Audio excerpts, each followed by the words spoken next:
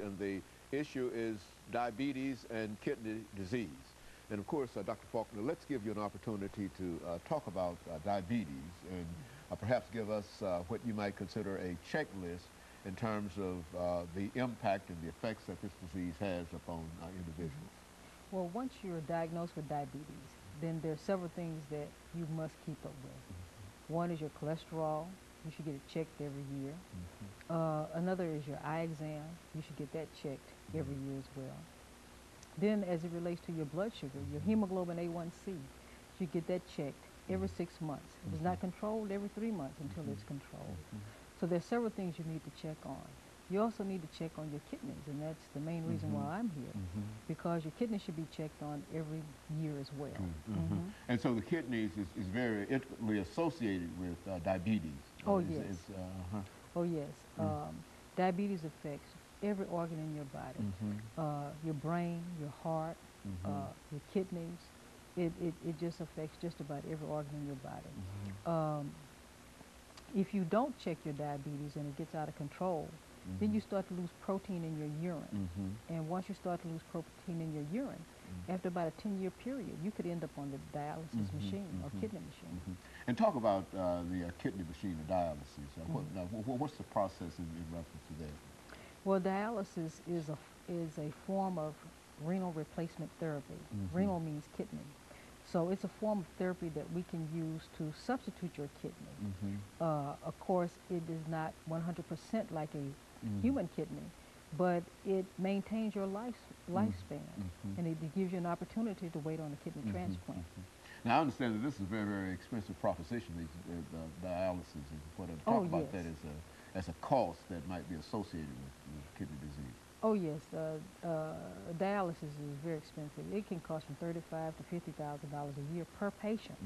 And there are about 450,000 patients on dialysis across the United States, so it is a big part of what the government spends to take care of a patient who has kidney disease.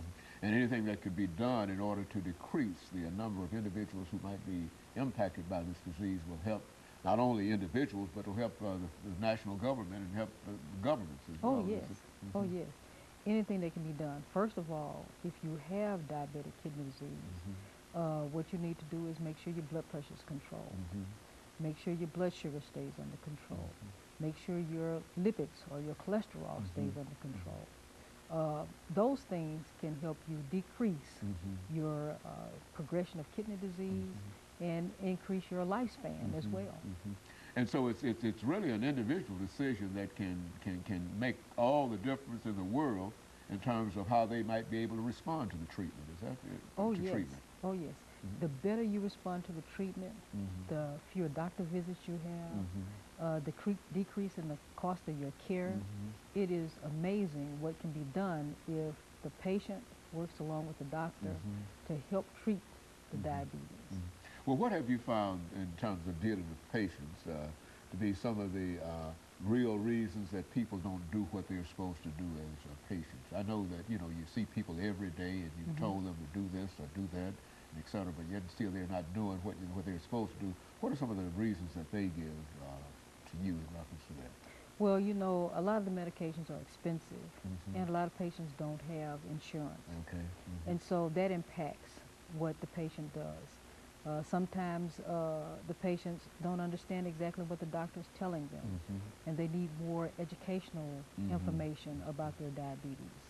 A lot of times the patients might not take you as seriously as you would like them for them to take you when you're talking about monitoring their blood sugar. Patients with diabetes have to monitor blood sugar as many times during the day to make sure that it stays under control. And of course, in your normal routine while you're working, if you have to monitor your blood sugar 4 times a day, 3 to 4 times a day, it's very difficult to work all day and then do the things that you need to do to monitor your blood sugar and give yourself insulin and so forth. Now, there are some occupations that you would probably have a difficult time dealing with if you do have some problem with kidney disease or diabetes. So, I mean, you can't live a normal life in a real sense if you've got chronic kidney disease, can you? Well, now you're talking about kidney disease as opposed to just having diabetes. Kidney disease, yes, there are some things that you cannot do, depending on the type of renal replacement therapy you accept. If you want hemodialysis, of course, you have to go to a dialysis facility and dialyze 3.5, 4 hours, 3 times a week. If you're talking about peritoneal dialysis, well, you do that on a daily basis. You either do it 4 times a day during the daytime, or you do it at night with a cycler. 90% of the patients in the United States do hemodialysis. Only about 10% do peritoneal dialysis. So the majority of the patients go to a center. But there are those individuals who are actually tied to this machine as almost 90% of their time. Is that what you were saying? No, not 90% of the time. I'm saying about 3.5 to 4 hours, 3 times a week. Well, that's a considerable amount of time. Yes, it is a considerable amount of time. Yes, it is. And a lot of patients don't feel as well as they would like to feel when they come right off the machine, so that takes a little time to get their energy level back up. So it does take quite a bit of your time during the day. Well, now, is there some kind of preventive thing that you could say to people who might later on fall into a situation where they have to come to a center or wherever 3 times a week, 4 hours at a time, and etc.? What can you say to people who might be going down that road? I mean, you certainly, you know, by dealing with them, you can see the progression that this disease is having on them. What can you say to them to make them understand that unless they do check their situation, that that will be the ultimate outcome? Well, one thing is that monitor your blood pressure. Make sure your blood pressure stays normal. Diabetics have to have a normal blood pressure. 120/75 is the optimal blood pressure for them. Make sure the blood sugar stays under control. Make sure the cholesterol is under control. Those things will certainly help to decrease the progression of kidney disease. Now, there are some medications that we use, angiotensin receptor blockers, angiotensin 2 receptor blockers. We use those to help decrease the impact of diabetes on the kidney. Also, we use angiotensin converting enzyme inhibitors, which we call ACE inhibitors. And a lot of patients on those medications, and those 2 medications help to decrease the progression of kidney disease.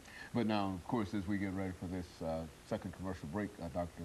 Faulkner, it can be said that if individuals do have these problems and they can't get the medication, then it's almost impossible to deal with the real problem without the medication. Would that be correct?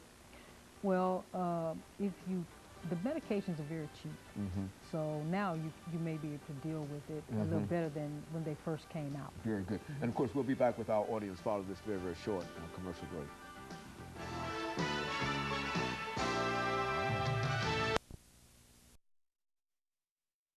Talking to Dr. Faulkner from